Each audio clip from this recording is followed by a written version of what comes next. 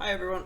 I hope you're doing well. Hope you've had a good life, I guess, outside of our class, and I hope you've been understanding and enjoying our class so far.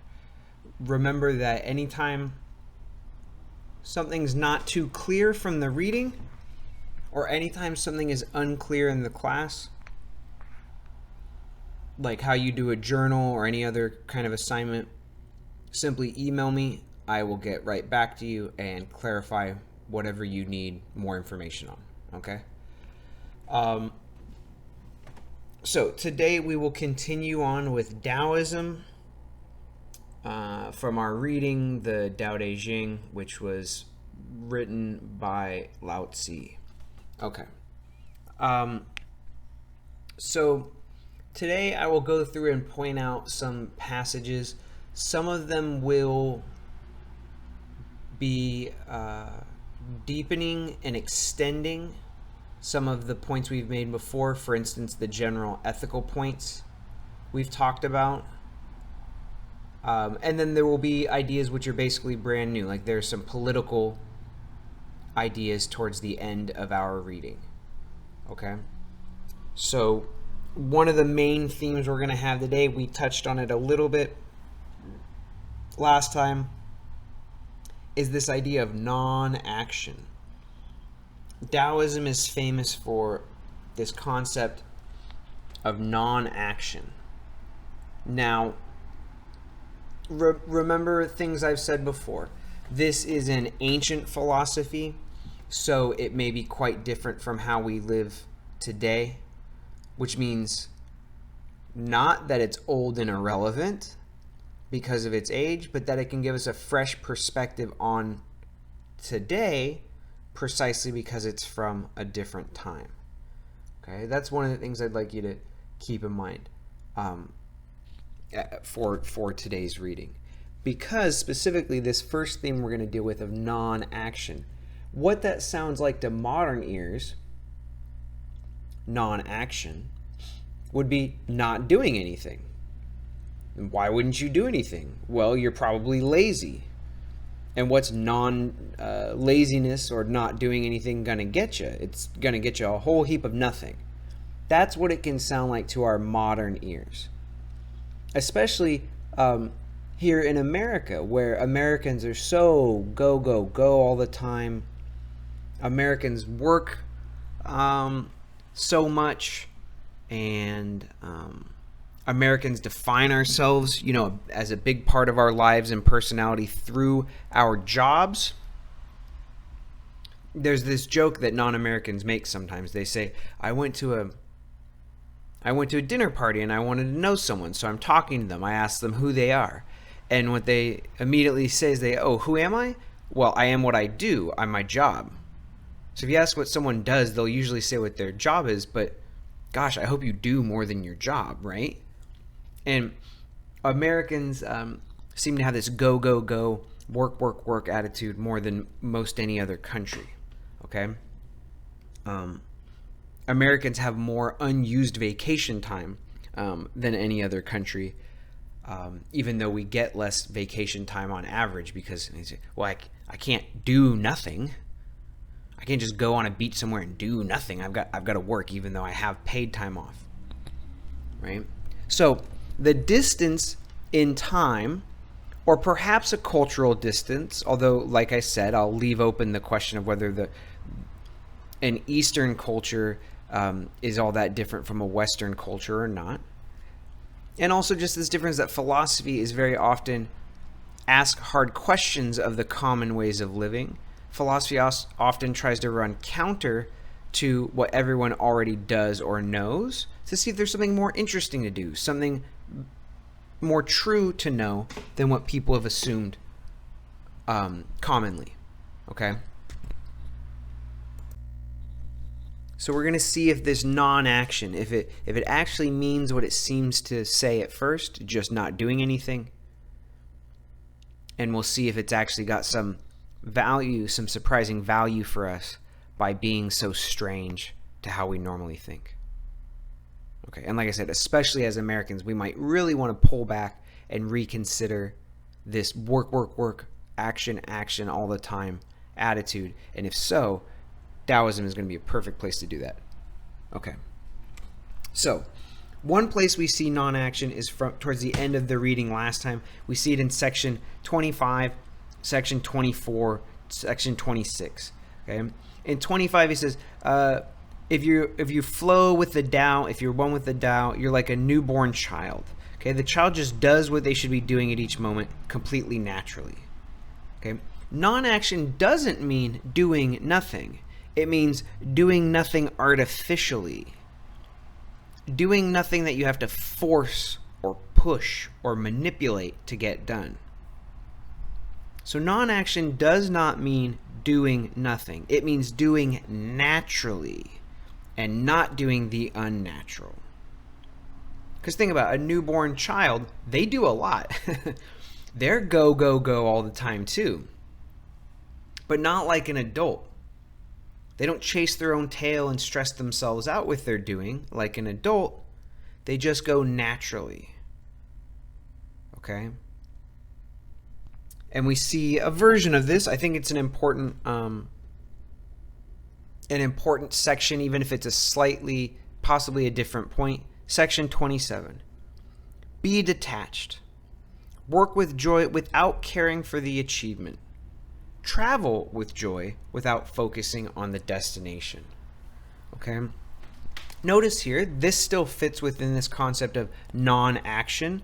But look, it's not saying don't act. It's saying act with joy and don't be so obsessed about the supposed good or bad outcome. Okay?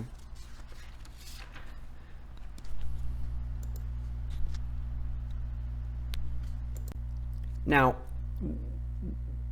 we'll go more into this non-action, but I want to bring up a related but different idea. I'm going to talk about section 35, but this idea came up in earlier sections from 1 through 27 from our reading last time, but I'll refer to section 35. Daoism is sort of skeptical about our ability as humans to say what's truly good and truly bad. Now, like non-action, they're not saying there's no such thing as good and bad, do whatever you want. They're not saying all things are actually good, so do whatever you want. They're saying the good is often mixed with the bad, and our judgments or knowledge of what's truly good and bad are often not very reliable, not very accurate. So it's this idea we're working with here that good and bad are not so obvious as they might seem at first glance, and even when you're right about what's good and bad, they're always going to be mixed together. The beautiful is going to have some ugly in it. The benefit always comes with some cost, etc. Okay, so we see this in section 35. It says the sage, and by the way, the sage is just the one who knows the Tao well, who lives well according to the Tao. That's all the sage means. Okay, the one who sort of mastered. Well, you can't say mastered the Tao. The one who really knows the Tao as well as can be known and sort of lives that way. So, section 35. The sage practices non-knowing. She knows that she does not know what is good and what is evil. So she lets everything happen and takes joy in everything and uses everything that comes her way. Okay, end quote. Meaning, if something that seems bad happens, she'll just deal with it, and she can live and work with what seems bad just as well as she can live and work with what seems good. Now, this probably sounds sort of hard to agree with or hard to go along with, right? Oh, I'm supposed to let the bad happen to me, or I'm supposed to be just as happy with the bad as the good. But part of what Daoism points out is like, okay, refuse then. Say, I refuse to take the good along with the bad. The bad's still going to happen to you, right? Right. Okay, and the good is still going to happen even when you don't chase it, because sometimes good things just accidentally fall in your lap, right? Yeah. So they're not saying accept Taoism, your life will be crummy, but toughen up and deal with it. No, that's not what they're saying. They're saying partly all this fussing and fighting to try to purify our lives of anything we think is bad. It doesn't even work that well. And here's part of the reason why. We can go to section 33 here. And section 33 is related to 39 on this part, but we'll read 33. 33 says, trapped in desires, you will only see your desires. Trapped in your desires, you only see the surface. But if you are free from desires, you see the subtleties, the depth. Free from desires, you experience the mystery. End quote. Now remember, I told you, all philosophy somehow, a philosopher's ideas somehow fit together. They don't contradict each other. That is, they don't go in opposite directions. They somehow point or imply the same direction. So what that means is when you read something in Taoism or in any other philosophy, you should be able to look to other parts of it to help you figure out what it means, and or look to other parts to deepen the meaning. So here it says something, free from desires, you experience the mystery. You should have a little moment in your head where it goes ding, ding, ding. You say, I've read about mysteries. I think it was in that first section, and it was. The mystery is the oneness. It is the Tao, like the way that the universe is, the way to happiness. So you use that to help you sort out what's going on here. The way I like to put the point here is that, look, if you are hyper-focused on the local, you will not have a global vision. If you are hyper-focused on what you personally want right now in this moment, nothing else is going to show up for you and be visible. You will be trapped in your single present desire, stuck at the surface. You will never see or experience the depth. Okay? So an example is this. When you're scared, you're hyper-focused on the local, present, exact thing in front of you. It's just your fear and that object, right? And when that happens, you get tunnel vision. You can't see or hear anything else. Right?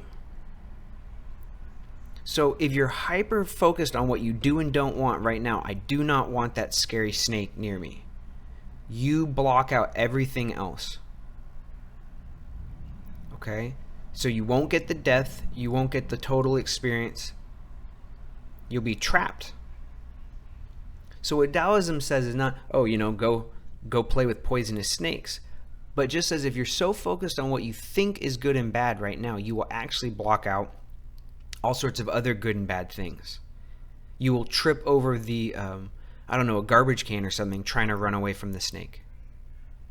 So if you just put a little less emphasis on what you think you want right now, or tying it back to 35, see, they're all connected. Tying it back to 35, if you admit that maybe you're not perfectly sure what good and bad are. So maybe you shouldn't run so quickly towards what you think is good, and maybe you shouldn't run so fast away from what you think is bad. Maybe you shouldn't focus on that. It will open you up. It will open you up to seeing more what's truly good and bad. It will let your behavior go more naturally towards all things instead of just artificially towards this thing. And the result will be that you are happier.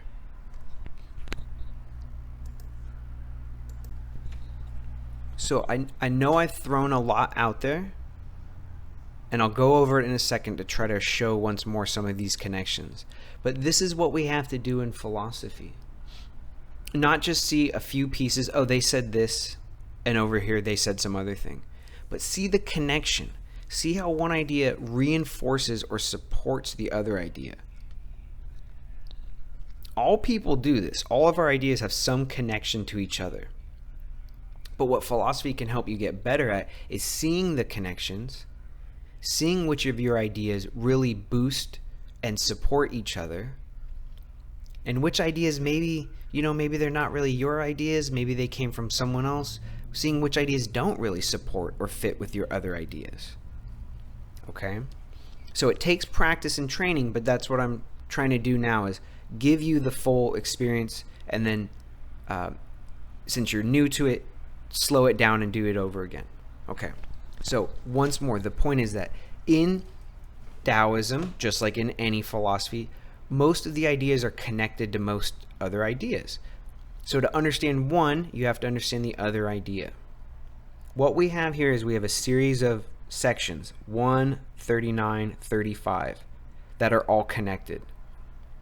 Other sections are connected as well. This is the connection we're focusing on. The first section says the mystery is important. It's the real core of how things are. It's the real truth. Section 33 says if you're trapped in your own particular desire, that's all you will see. You will not see the mystery or the real truth. And if you're free from your particular local focus, your tunnel vision, then you get global vision. You will experience the mystery, the truth. 35 then adds on, okay, those are claims about what is true. 35 says here's what you should do based on those ideas being true. It's an extension of 1 and 33, the truth claims made there, the metaphysical claims made there. It's an extension of those into ethics. If that metaphysics is true, we connect it to ethical ideas and it shows us how to live. Okay? So 35 says practice non-knowing.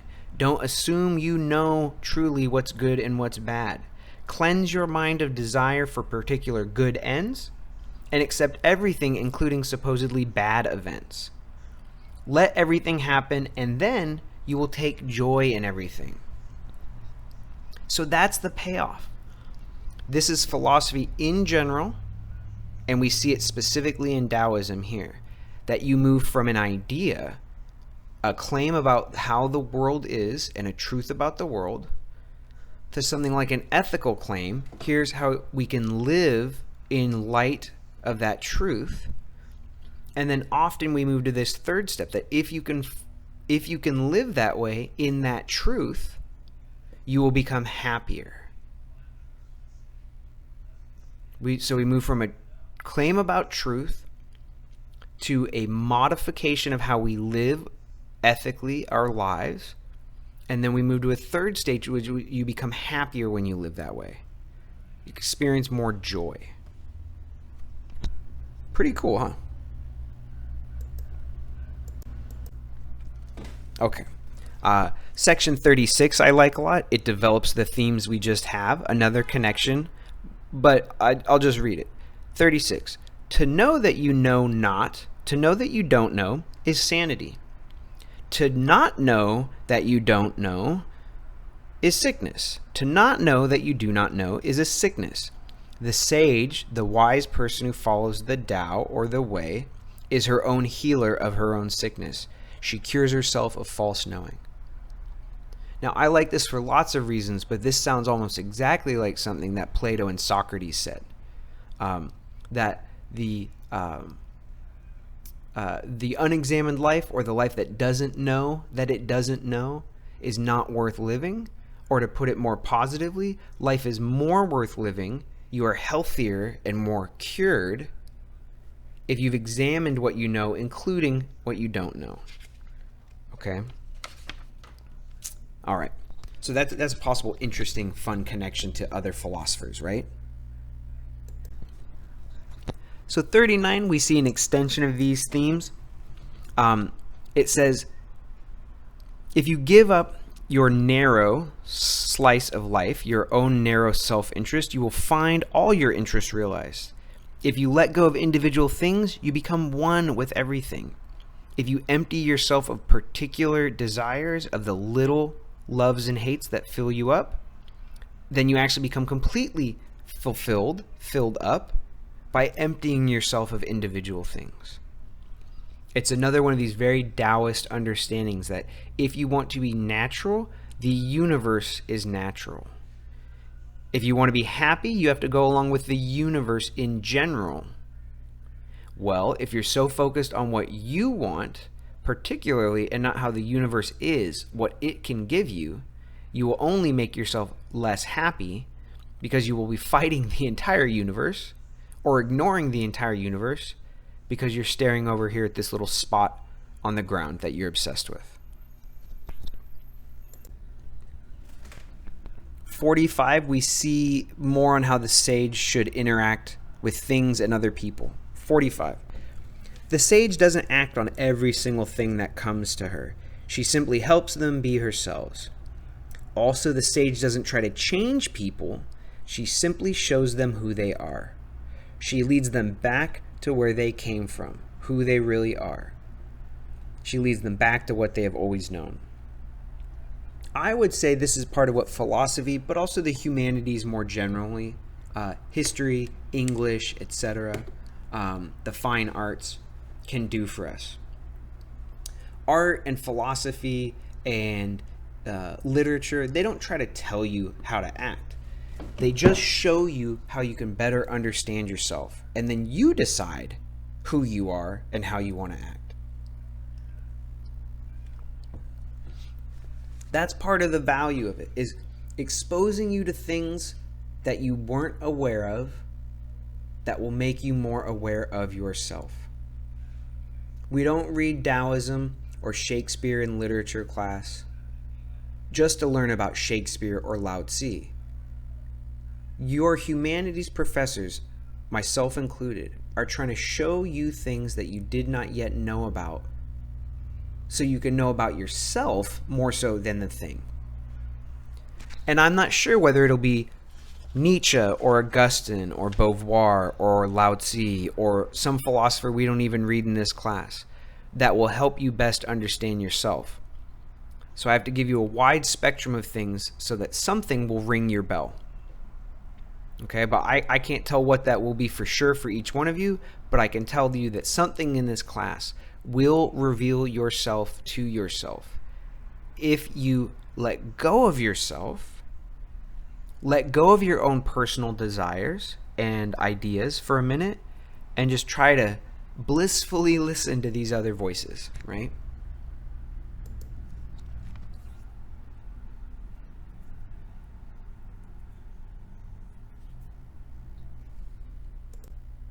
So we have this other idea in Daoism. We remember, connected to before, all these ideas are connected.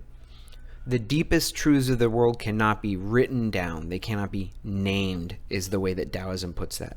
The name is the written word. They cannot be written down.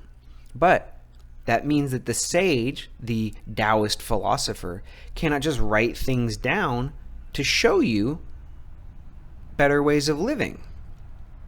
Okay, but that's a problem with words, right? That's a problem with linguistic phrases and words. Words can't capture the complexity of the entire Tao or way or universe. But what if the sage shows you how they live? What if they live well and live in a way with the way, and you can see it and know it for yourself without words? Think about it. If your parents are good people, I put the odds about 1 in 3. No, I'm just kidding. I'm sure your parents are lovely people. But if your parents are good people, I bet when they tucked you in at night, they told you things like, hey, remember, always do such and such. Words. That helps. But if their actions don't manifest those same words, those words are going to be in one ear and out the other, right? So this is part of why from some of these early readings in philosophy, I'm trying to show you the way of life and show you people who have actually lived it, like Socrates.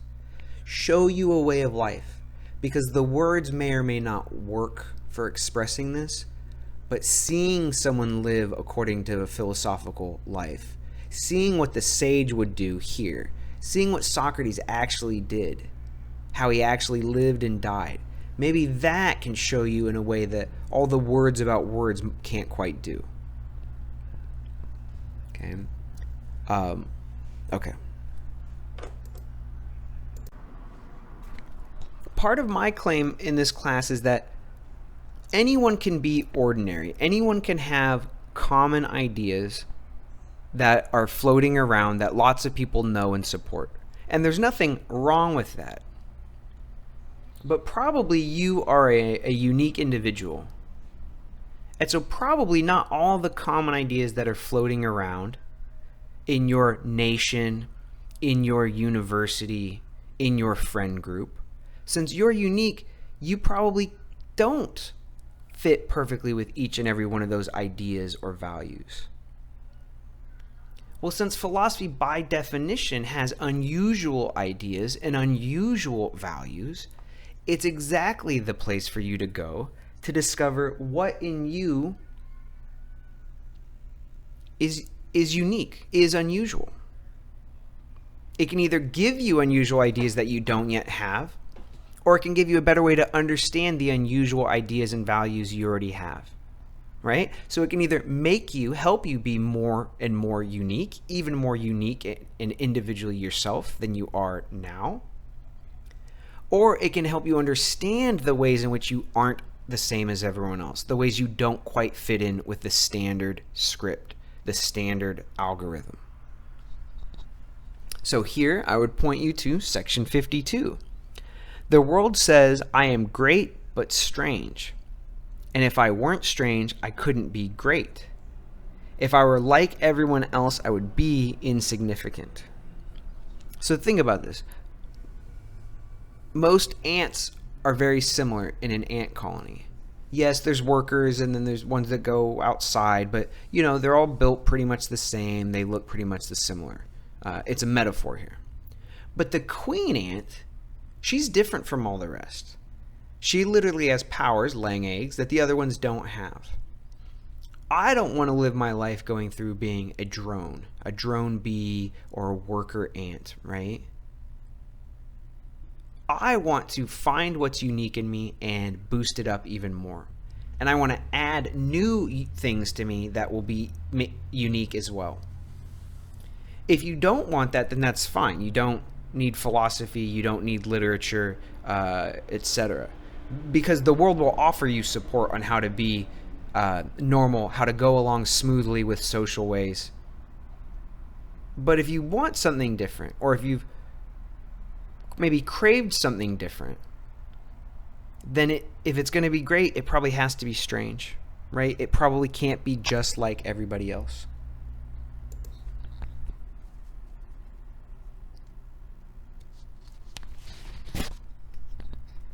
Oh, I'm sorry.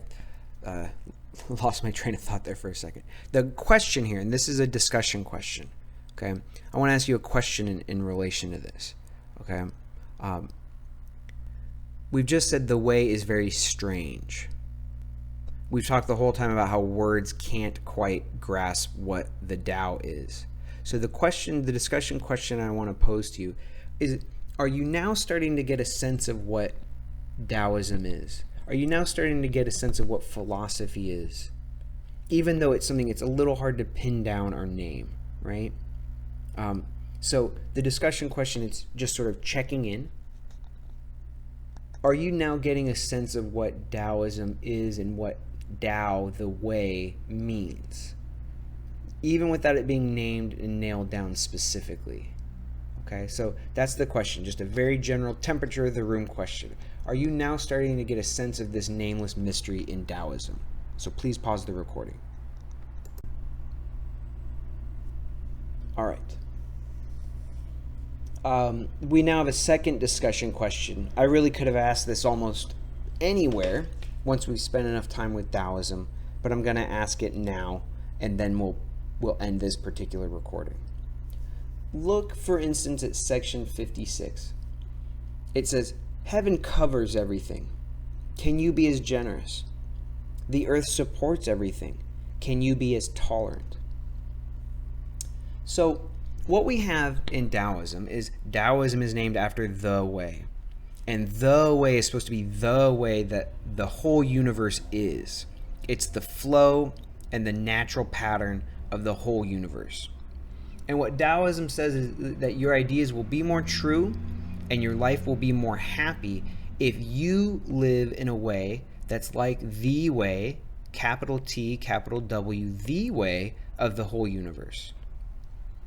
So what this is called is naturalism. Naturalism says that it's good to go along with what nature is, to act like nature. Okay. So that's Taoism. It says look to nature and not just green trees, but the whole universe, and use that as a model for your life. So my question is, where do you find the model for your life? Okay? In Taoism, they look at what is, how nature is, how the universe is, in order to say what they ought to do, what they should do, and how they can act most beneficially. So what factual model, what truth do you use to figure out how you should act, how you ought to act, what would be most beneficial? Do you use science, maybe? Do you use some kind of intuition that you just know what's right and good? Do you use God, either some kind of personal relationship with God, or a religious text, or a church, some kind of community telling you what's good? Do you use books? Some people use literature for this, or art of some sort, music. Okay. Where do you find your information, your sort of facts that help you figure out what is good and what is bad? Okay, that's the discussion question. So pause and ask that. That's the first part of this discussion question. Taoism uses how the universe is, the flow and balance of opposites in the universe, to figure out how an individual person can follow the way. They look at the fact of the way the universe is for a model of what they should do. What set of information do you look at in order to determine what is the best way? That's the first part of the question. So pause and reflect on that. So here's the follow-up. Here's the second stage of the question. Okay? Have you ever changed from one model to another? Maybe you started with science, biology, as your model for what's good, and then you switched to religion. Or maybe you were raised in a religious household, and then it got to a certain point you said, this isn't giving me any answers, and you switched to art or literature. Maybe you switched from science or religion to an individual. You said, oh, this individual has the truth of how I should live. So have any of you ever switched from one model of goodness to another? Pause here and answer that, please.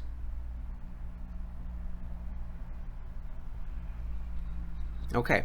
A third part. I know you love it. You love it. These complex questions. That's why you're here in philosophy. We ask the tough questions.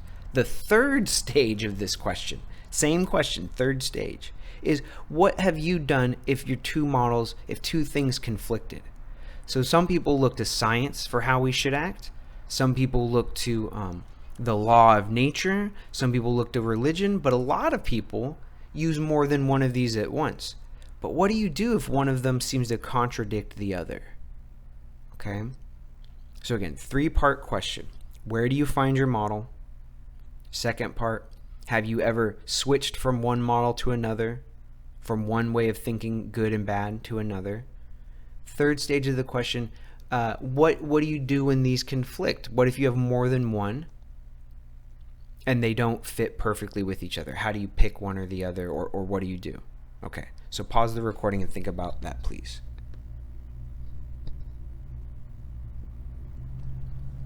Okay, we will end this recording here. As always, get up, stretch your legs. I'm going to get some more cold water, and then we'll come back and we will add to these ideas. Thank you, everyone.